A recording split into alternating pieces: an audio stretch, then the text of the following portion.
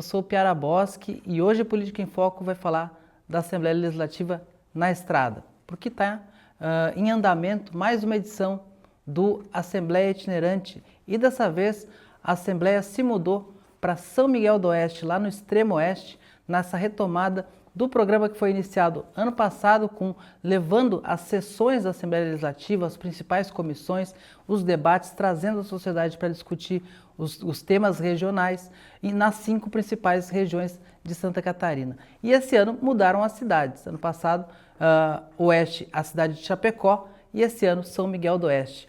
E para conversar sobre a Assembleia Itinerante, esse projeto, eu estou aqui com o Lucas Casagrande, da Rádio Araranguá. Prazer estar aqui contigo pela primeira vez.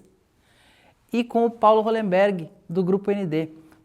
Prazer estar aqui com vocês. Lucas? Olá, Piara. É sempre bom a gente discutir os assuntos de Santa Catarina, especialmente aqueles que passam pela Assembleia, e especificamente nesse caso, quando a Assembleia vai até o catarinense. Mais uma vez, obrigado, um prazer estar aqui com um colega também de grupo. Prazer também, Lucas, conhecendo pessoalmente. É sempre bom discutir, como vocês mesmos já falaram, essa aproximação da Assembleia com o público, que fica fora da sua sede em Florianópolis. A gente tem percebido o quanto a Assembleia Itinerante não só leva as discussões e o funcionamento do parlamento para as regiões, que muitas vezes é difícil trazer para cá, para Florianópolis, para entender a complexidade do trabalho parlamentar. E isso fica muito evidenciado nas regiões, Tu acompanhou ano passado a do Sul, Lucas? Sim, a sessão em Criciúma, representando o Grande Sul do estado de Santa Catarina, e a gente consegue perceber, Piara, que o grande acerto do programa Assembleia Itinerante é de aproximar o parlamento com quem ele representa. O deputado é o representante do povo, Ele, pela teoria da democracia, ele representa o povo, representa o eleitor diretamente. Então, quando ele sai da sua sede, quando ele faz esse movimento de sair da sua casa e ir mais para próximo do eleitor, mais para próximo da população, de quem realmente representa, ele levanta os assuntos. E é extremamente perceptível que os assuntos que são levantados nas regiões, e não diferente do que está acontecendo em São Miguel do Oeste, com os assuntos do Grande Oeste do estado sendo discutidos, mas isso faz com que o povo se interesse mais pelo trabalho do parlamento. Porque o parlamentar está, a partir dessa sessão, discutindo os problemas que impactam diretamente na vida do cidadão. E foi muito concorrida aquela sessão, Foi aquelas muito, 2 sessões. Os 2 dias, em Criciúma e da mesma forma nas demais sessões, Porque as entidades vão, os representantes locais vão. Quem às vezes não tem acesso ao microfone para falar, nessas sessões tem. Isso é muito importante, Paulo? A gente que acompanha a política no dia a dia, muitas vezes a gente ouve comentários do tipo, eles só trabalham 2 vezes por 3 vezes por semana, o plenário estava vazio, não tinha ninguém trabalhando, mas esse tipo de sessão itinerante, ela mostra claramente o quanto o trabalho fora do plenário também é relevante, o trabalho nas comissões, as principais comissões estão lá, onde realmente se discute o mérito, a legalidade e a questão financeira dos projetos. Como é que tu vê essa forma até pedagógica de mostrar o trabalho da Assembleia Legislativa tão perto? Sim, e aí a descentralização do poder. Então você leva ali para perto. Como o Lucas mesmo falou, você tem entidades que não teriam essa oportunidade de se manifestar numa sessão comum, uma sessão do dia a dia aqui em Florianópolis. E como você me vê, acaba, eles não se discutem, vem uma sessão e resolvem ali. E isso mostra até mesmo para as comunidades, para as entidades, o quanto há uma importância, o quanto você é ouvido, Você pode ser ouvido, que é diferente da correria que é no dia a dia das sessões que ocorrem aqui em Florianópolis. E lá você se tem essa oportunidade, até mesmo de você expor os problemas de cada região, Que tudo bem, você tem um deputado que é do Oeste, você tem um deputado que é do Norte, que é do Sul, mas é um só, então ali você consegue estar todo mundo junto e tem aquela oportunidade, olha, meu problema é esse, meu problema é de hospital, meu problema é de rodovia, meu problema é de energia trifásica, meu problema você tem essa oportunidade de você falar e até mesmo se envolver diretamente. Quantas pessoas não têm a curiosidade de participar de uma comissão, olha, o que é que eles estão discutindo ali, e isso acaba descentralizando o poder. Eu lembro do político catarinense Luiz Henrique da Silveira, e ele dizia, em alguns momentos, grandes negociações, grandes articulações, ele dizia, nós temos que ficar roucos de tanto ouvir. E na Assembleia Itinerante, isso vira uma realidade, porque o espaço da palavra é das entidades, né? As entidades se inscrevem, e são muitas entidades, para ir lá ter a chance de falar para os 40 deputados, né? De uma vez. Eu acho que uma das grandes questões que eu percebi depois desse primeiro ano de Assembleia Itinerante, agora retomada, é que os deputados estão mais atentos aos problemas das outras regiões, não apenas olhando apenas para a sua base. E essa escuta é muito importante, né, Lucas? Tem uma questão, e aí eu vou dar o exemplo de Araranguá, tá? Araranguá realizou nesse ano uma sessão, a Assembleia realizou, né, por proposição do deputado Thiago Zilli, uma sessão em homenagem aos 145 anos da cidade nesse ano. Foi uma sessão solene da Assembleia Legislativa, uma sessão oficial, mas não foi o Alesc itinerante. Então, nessa sessão solene foram prestadas homenagens, né? Foi uma sessão de homenagens, e não foram os 40 deputados. Foram, obviamente, a bancada do Sul, praticamente inteira esteve presente naquela sessão solene, mas os demais deputados, à exceção de um que outro, que acabaram estando pela região e acabaram prestigiando aquela solenidade. Agora, na sessão itinerante, no Alesc itinerante, e acho que esse é um dos grandes acertos do programa, os 40 deputados estão presentes. Porque é a oportunidade que o parlamento dá para que aquela região se manifeste, aquilo que o Paulo colocava, né? Os problemas que às vezes não chegam aqui em Florianópolis, que ficam lá na região. É uma estrada que precisa de uma pavimentação, é uma questão de energia, uma questão de saúde, que são os temas que vão impactando diretamente na vida do cidadão e que às vezes não são levantados. Um deputado trata, às vezes não trata na sessão, às vezes trata numa reunião com um secretário de determinada área, um outro parlamentar acaba levantando isso dentro de uma sessão, mas que se olha para o plenário, não tem aquela composição. E no Alesc itinerante não, você tem uns 40 deputados prestigiando uma região do estado. E isso pode ter efeito lá na construção do orçamento, da lei de diretrizes orçamentárias, porque, claro que cada deputado é eleito para cuidar da sua comunidade, mas o voto não é distrital, todo deputado é de Santa Catarina. E mais atento aos problemas, familiarizado com os problemas, na hora de ajustar aqui, puxa para cá, é menos puxa para lá e para cá. O que tu acha disso? Sim, pois é, como você mesmo falou, né? É a coisa do orçamento. Vou dar um exemplo em São Miguel do Oeste, agora recente, nas primeiras discussões. As principais reclamações é o quê? O hospital regional. Então, às vezes, você tem direcionado ali no orçamento, no ano, só os deputados da região. Mas se você abrindo isso, olha, eu tenho esse problema do hospital regional, eu tenho um problema de energia, eu tenho um problema de internet. Então, você pode direcionar emendas de deputados de outras regiões. Olha, vamos concentrar, o problema é saúde, né, que é tão importante, vamos concentrar o valor X a mais aqui. Pode-se pensar, não, mas não é minha região. Mas aí você já faz um contato com outra região que não faz parte do seu núcleo. Então, é importante sim,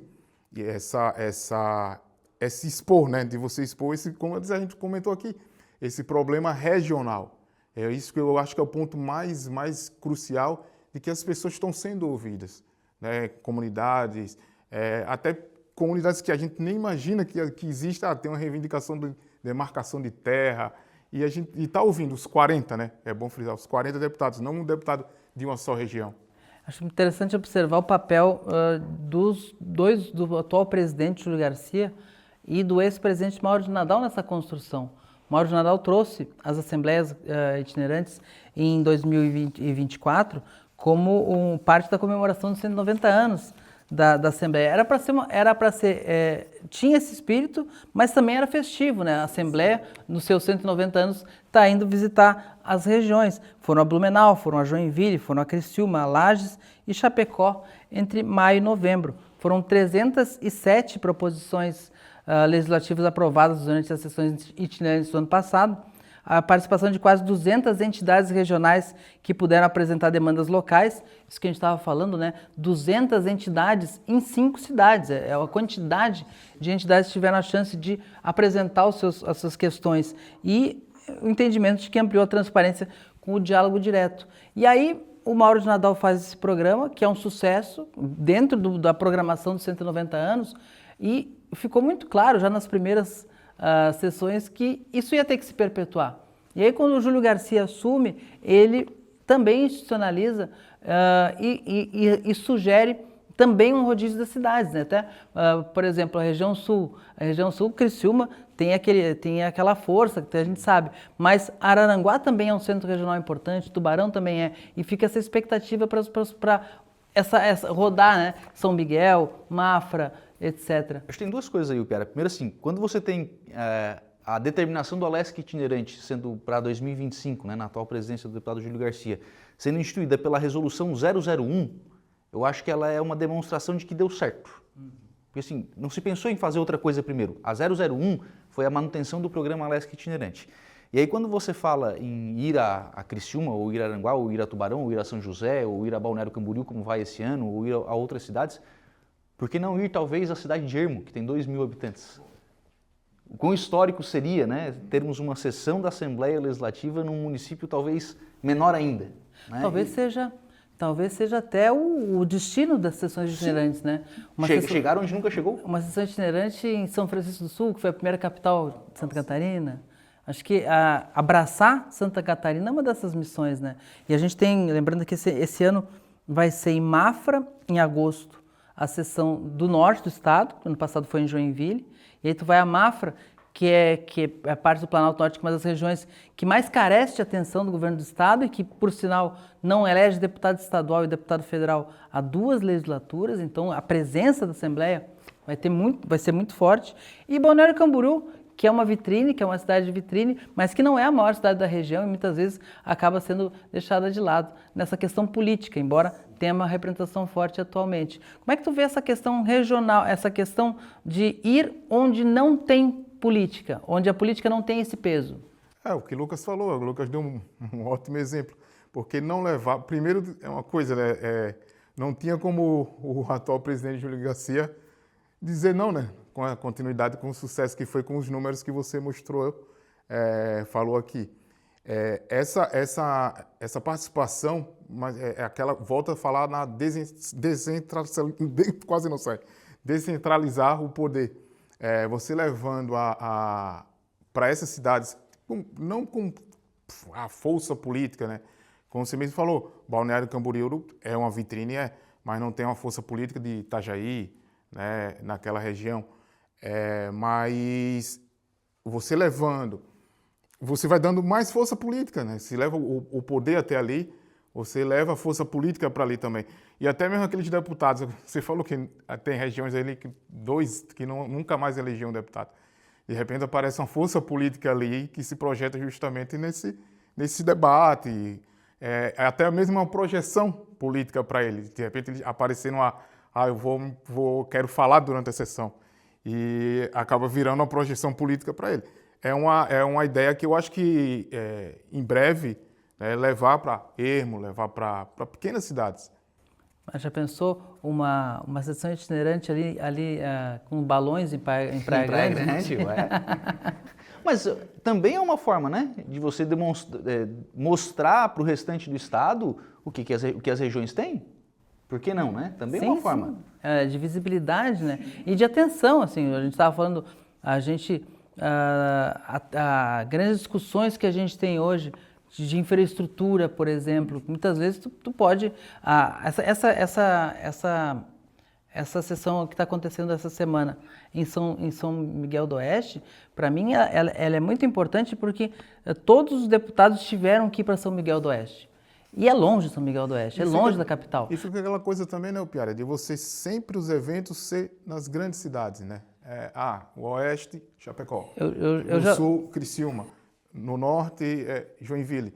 E você acaba levando os 40. É longe, mas leva os 40 para lá. Quem já foi a São Miguel sabe que tem que fazer todo um itinerário. Mas aí a questão das dificuldades de infraestrutura, porque é longe, mas não precisava ser tão longe. A gente podia ter melhor qualidade de serviço aéreo, a gente podia ter uma 282 duplicada até lá, ou pelo menos a maior parte dos seus trechos.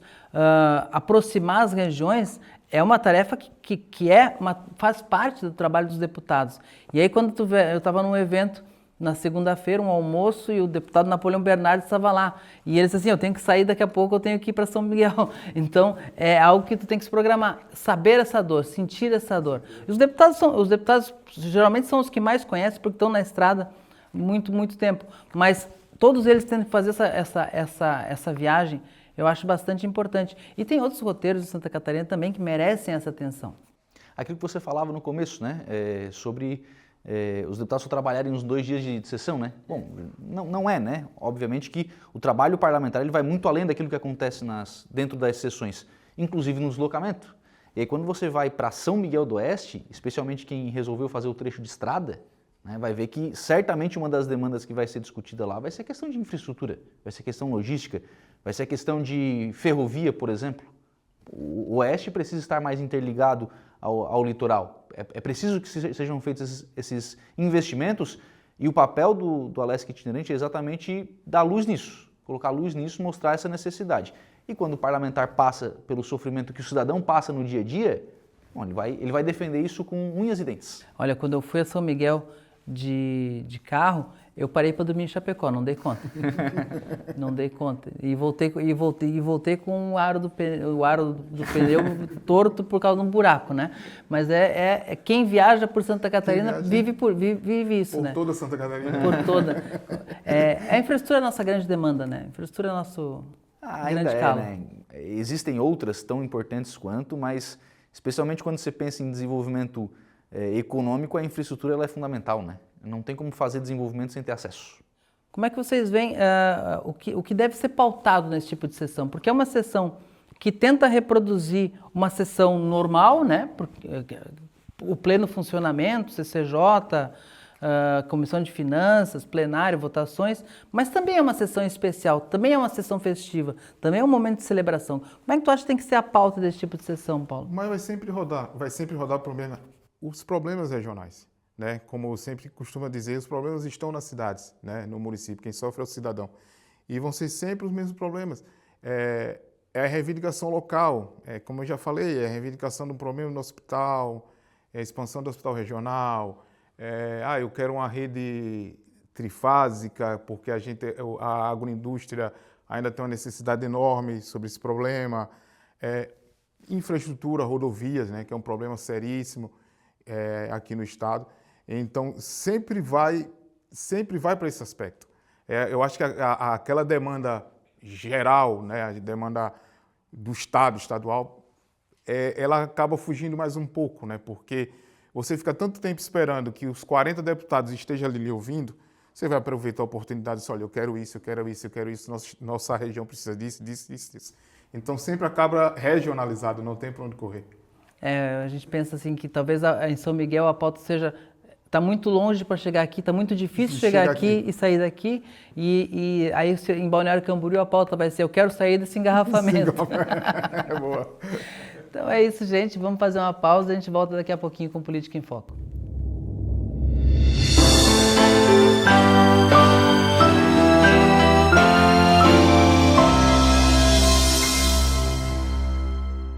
Estamos de volta com Política em Foco. Eu sou o Piara Bosque, estou aqui com o Lucas Casagrande da Rádio Araranguá, com o Paulo Hollenberg do Grupo ND, e a pauta agora é a Universidade Gratuita. Universidade Gratuita, todos sabem, a principal promessa de campanha do governador Jorginho Melo, a compra das vagas das universidades comunitárias para oferecer aos estudantes catarinenses, um projeto que se integraliza em 4 anos e que está na metade dessa etapa, e que foi aprovado pela Assembleia Legislativa com um respaldo muito amplo. Foram 38 votos favoráveis à Universidade Gratuita na Assembleia. A Assembleia abraçou o projeto, apenas 2 deputados, Marquito, do PSOL, e Matheus Cadorim, do Novo, votaram contra. E agora, dentro da Assembleia Legislativa, o deputado Napoleão Bernardes começa a trazer alguns casos de possíveis irregularidades, de alunos que não deveriam estar, ou de alunos que não estão conseguindo receber o recurso da Bolsa, que tinham a expectativa de receber a Bolsa e não estão recebendo. Então, isso coloca a Universidade Gratuita no centro do debate. E eu quero trazer o Lucas e o Paulo para essa conversa. A Universidade Gratuita ficou 2 anos sem que ninguém fizesse nenhuma crítica, nenhum reparo. Agora, é uma questão administrativa ou uma questão política? Bom, vamos lá. Primeiro eu quero dizer que eu gosto muito da postura do deputado Napoleão Bernardes e da própria Assembleia Legislativa nesse caso, porque ela não simplesmente aprovou o projeto e o abandonou. Ela aprovou o projeto e continuou fazendo o que também é seu dever, que é o de fiscalizar a execução desse projeto. A Universidade Gratuita é importantíssimo. E a fala do deputado Napoleão Bernardes ela é muito clara nesse sentido. Ele diz o seguinte: o projeto é bom, mas ele precisa de melhorias, ele precisa ser ajustado para que quem precisa receber o recurso receba, para quem precisa receber a bolsa receba, para quem não precisa, obviamente, né, não receba a bolsa, mas para que também seja atendida a expectativa do cidadão, para que ele não acabe entrando em dívidas, né, como tem acontecido, e aí acaba não recebendo a bolsa. Então, o projeto é bom, mas ele precisa ser melhorado. Essa é uma boa linha de trabalho para resolver o problema de quem está lá na ponta. Como é que tu vê essa questão, Paulo? Isso veio muito à tona logo depois com as denúncias de vários estudantes, né, que não tiveram acesso. E aí, paralelamente, a auditoria do Tribunal de Contas também apontando que tinha gente que estava recebendo que talvez não merecesse. Não merecesse. Então, é um projeto bom, sim, é de dar oportunidades, mas há correções, né? Não precisamos falar mais nada, que há correções a serem feitas e eu acho que a própria indicação agora de Sereta no cargo é justamente para tentar dar uma arrumada nisso aí. Vai entrar até a Polícia Civil, né? A Polícia Civil deve entrar agora no caso. As medidas que o governador está tomando, o governador Jorginho Mello. Virou até um caso de polícia, né? Um projeto que é o carro-chefe do governo, né? O principal, junto com as cirurgias eletivas, mas há correções, né? Estão nítidas que há correções a serem feitas. E há alguns escândalos, né? De até mesmo indicações políticas de quem deveria ganhar a bolsa, mas... Ou tentativas mas há que se apurar, tem que se apurar, né? Porque quem precisava não recebeu, quem não precisa está recebendo, e isso pode ser um calcanhar de Aquiles para o governador no ano que vem. Esses dias, né? Eu estava chegando na Assembleia Legislativa e encontrei alguns dos reitores das universidades que formam a CAF, estavam voltando da sala do Napoleão e eles estavam querendo explicar os detalhes, que são questões que não são atônicas, que são exceções, né? E aí me veio aquela velha frase, não dá para jogar fora o bebê junto com a água do banho, né? Eu acho que o programa Universidade Gratuita é um programa extremamente meritório e onde existe benefício, existe alguém tentando lograr, né? Existe alguém tentando fraudar para conseguir esse benefício. O Bolsa Família é cheio de fraudes e o governo federal tem que estar o tempo inteiro fazendo aquele pente fino, aquela auditoria para tirar quem não merece o subsídio. Eu acho que a Universidade Gratuita vai passar por isso naturalmente, ajustes, adaptações, melhorar as formas de contemplar as pessoas. Como é que tu acha isso, Lucas? Vamos lá. Quem está tentando burlar a regra, quem está tentando ter um benefício ao qual não tem direito, isso não é caso do programa, isso é caso de polícia.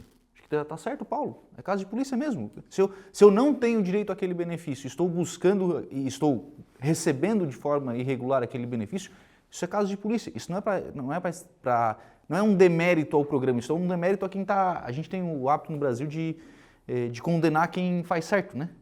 Não, a gente não tem que condenar quem faz certo. A gente tem que condenar quem está tentando fazer errado, né? E é quem está buscando um benefício ao qual não tem direito. Então, vamos separar quem está tentando burlar. Agora, existem questões no programa que precisam ser melhoradas. Isso sim. Existem questões, por exemplo, com relação às universidades que não recebem, às vezes algum tipo de atraso nos pagamentos. Existem algumas reclamações.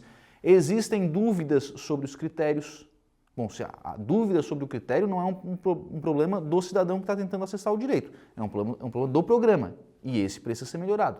Então, acho que as falas dos parlamentares são nesse sentido, de reconhecer o mérito do programa, a iniciativa do governo e o investimento que está sendo feito, porque isso está saindo dinheiro do orçamento do Estado, mas ao mesmo tempo de apontar melhorias, definir critérios claros e apontar melhorias no programa. Uma coisa que me chama a atenção é que, assim como no caso de concurso público, aquele que é aprovado, mas não é chamado, ele faz um barulho, ele faz uma confusão e todo mundo sabe como é que é. Na Universidade Gratuita criou-se uma categoria do aluno, entre aspas, que merecia, mas não conseguiu. Então, criou-se o esse equivalente, né? E aí tem mas também por causa da expectativa que ele gera, né? A integralidade do programa vai ser completada no final de 4 anos de governo. É uma trajetória ainda não são todas as vagas. Uma coisa que eu acho importante ressaltar e que me chama muito a atenção, porque sempre me chamou muito a atenção, é que o catarinense, a política catarinense, o parlamento, nunca questionaram a ideia básica do programa, que é o investimento maciço do governo estadual em educação superior, que não é essa competência constitucional. Então isso não está mais em debate, porque isso foi prometido em campanha eleitoral pelo governador Jorginho Melo e nenhum adversário rebateu. Foi levado para a Assembleia Legislativa e uma maioria impressionante aprovou. Então agora é assim, Santa Catarina quis, assimila, gosta do projeto, agora é fazer ele funcionar plenamente, Paulo. São as correções, é o que Lucas falou, as correções devidas. E volto a falar e reforço o que o Lucas falou, é caso de polícia, essas pessoas que querem burlar. Vai ter sempre o grupo, sim, o grupo que não teve acesso. É um programa que também não vai atingir o 100%, né? Não vai atingir o 100%. A meta é atingir o maior número possível em 4 anos. Mas vai ter sempre gente reclamando, não tem para onde correr. É um programa que deu certo, eu vejo ele como dar certo, que ele deu certo. Ainda eu tenho também outra visão que também poderia dar um maior incentivo ao próprio DESC, né? que é o do Universidade Estadual. Mas já que tem esse projeto... Que, por sinal, o DESC faz parte da CAF, né? Porque ela também nasceu como comunitária. Mas a proposta é muito boa. Mas eu volto a falar para 2026, é um problema que Jorginho vai ter que resolver urgente. Urgente e já se ouve até falar que tem que mudar, que não pode ser no CNPJ da universidade, tem que ser no CPF do beneficiário. Como uma bolsa mesmo. Como uma bolsa mesmo. Então, já é outro ponto a ser discutido. Isso vai ser tema de campanha eleitoral com toda certeza. Com toda certeza. Porque tem uma questão, Piara, nisso que você falou, que é do grupo barulhento das pessoas que não foram beneficiadas. Esse grupo ele não é só barulhento, esse grupo hoje ele pode estar negativado, por exemplo. Pode estar. Isso é uma grave questão. Exatamente. A pessoa vai atrás de um sonho e volta com uma dívida. Isso. E a solução que o Paulo coloca, ela precisa ser uma solução daqui para frente, mas também daqui para trás. Ela precisa resolver, o programa precisa resolver esses problemas que ele criou na vida das pessoas. Óbvio, e aí eu preciso fazer essa ressalva, naqueles que realmente se enquadravam nos critérios estabelecidos para o programa. Só para apontar aqui, o deputado Napoleão Bernardes, do PSD, anunciou que vai apresentar um projeto de lei para alterar a regra que hoje ele se matricula antes da confirmação da Bolsa, né? E aí isso que pode gerar um problema lá na frente se não for confirmada a Bolsa. Parece algo lógico, mas o que provavelmente vai ser ajustado agora, não acredito que o governo vá ser contra. E o Rodrigo Minotto reforçou a necessidade, Rodrigo Minotto, deputado estadual do PDT, reforçou a necessidade de garantir que os recursos beneficiem quem realmente precisa, destacando a importância nos critérios de seleção. Mário Mota, deputado do PSD, lembrou que, embora o programa beneficie mais de 40 mil estudantes, ainda há milhares fora do alcance da iniciativa. E aí aquele caso do sucesso do programa acaba criando problemas também, entre aspas, porque mesmo se lá na frente integralizarem, conseguirem o governo comprar todas as vagas da CAF, a ideia de que dá para estudar sem pagar a mensalidade, que dá para levar esse sonho adiante, vai fazer com que muita gente que nem pensava em fazer a universidade também queira. Então é uma demanda que tende a crescer, né? Tem que ver até onde o orçamento é capaz de suportar isso, né? É uma conta também que ela precisa ser paga, né? Essas instituições estão criando essa demanda, né? E isso vai até onde o Estado tem potencial. O governador, na campanha, falava em programa bilionário nos 4 anos, né? Nos primeiros 4 anos. Bom, vai executar isso, mas não vai atender 100%. Não vai chegar a 100%. Não vamos dizer que é impossível, né? 100% dos interessados, dos catarinenses interessados em cursar o ensino superior. E as próprias regras, né? Algumas regras vão impedir também no 100%, né? Eu acho que é importante a gente também sempre focar 100% de quem precisa, né? Precisa. Porque assim, a gente já ouve, e eu sou egresso de Universidade Federal, a gente já ouvia o debate de a pessoa está estudando de graça, mas poderia pagar. E tu vê que muitas vezes tu premia uma elite. E muita gente defende que isso deveria ser focado, que deveria ser gratuito só para quem não tem condições de pagar. Uma universidade gratuita, sendo uma compra de bolsas, eu acho que isso é mais forte ainda, né? Tem essas regras para beneficiar quem realmente precisa. Porque, afinal de contas, são bolsas, né? Não é diferente do caso da UDESC, que o Paulo trazia mais cedo, né? Não é uma universidade do Estado que vai abrir ampla concorrência. Não, a universidade gratuita diz o seguinte, olha, estude na universidade da sua região, uma universidade que o governo vai pagar, mas, obviamente, né, precisa ter critérios que serão discutidos, inclusive, numa audiência pública, né, a ser realizada pela Assembleia no próximo dia 14. Essa audiência pública eu estou bastante curioso, Paulo. Qual é a tua expectativa para essa audiência pública? Vai pegar fogo, né? Vai pegar fogo porque é o assunto do momento. A universidade, esse projeto, esse programa é o assunto do momento. Mas é bom que você vai poder ouvir todas as partes, né? A CAF, o próprio governo do estado, né, que é o X da questão, e tentar solucionar. Eu acho que o problema também, eu tenho uma visão de que o problema está muito também nas regras. Há esse problema também de que pessoas de má índole estão burlando o caminho. Mas eu acho que tem que mudar algumas regras, assim, a regra de acesso, não deixar tanta gente com dívida, né, não conseguir pagar lá no final. Eu acho que a discussão tem que se centralizar assim, nas regras. Acho que o projeto, volto a dizer, o projeto é bom sim, é bom, está dando oportunidades àquelas pessoas que não têm acesso, né, essa coisa da regionalização, você vai estudar na sua cidade, onde oferece esse curso. Quanta gente está podendo fazer agora um curso de medicina, né? Sonhava fazer medicina, né? Um curso tão concorrido, mas há sim o que se discutir critérios. É impressionante quando a gente vê as apresentações que o governo do estado fez pelas cidades do interior, prestando contas. Nas apresentações sempre vinha um aluno e uma mãe. E aquilo emocionava a plateia inteira, né? Porque tu pega uma pessoa que vai poder realizar um sonho.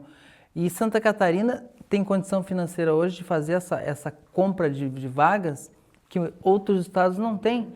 Então é algo que pode ser um diferencial no futuro, né? Tem sido, né? E assim, aquilo que a gente já falou, né? Acho que a Assembleia ela estabeleceu que o programa é bom, ponto. Mas ele precisa evoluir, ele precisa ser melhorado. Agora, uma coisa que o Paulo colocou, não imagino que o discurso da CAF e do governo vá ser muito diferente.